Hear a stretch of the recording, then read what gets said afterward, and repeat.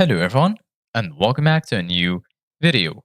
In this video, I'm going to show you guys how you can disconnect from OneDrive. So if you guys want to learn how to do it, just follow the steps that I'm going to show you.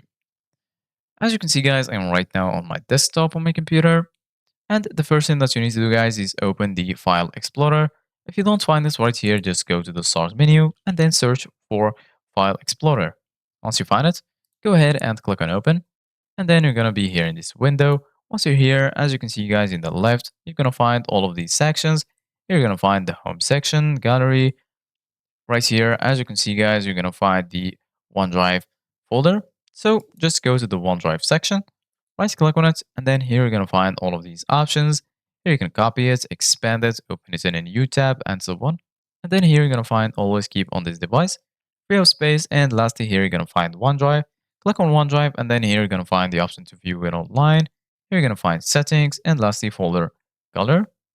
So right now go to settings, and then as you can see guys right here, you're going to find all of the settings related to OneDrive. Here you're going to find sync and backup, account, notifications, and lastly about.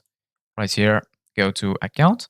And then as you can see guys right here, you're going to find your OneDrive account. You can add a new account by clicking on add an account. And then from here, just go ahead and add the account that you want to add.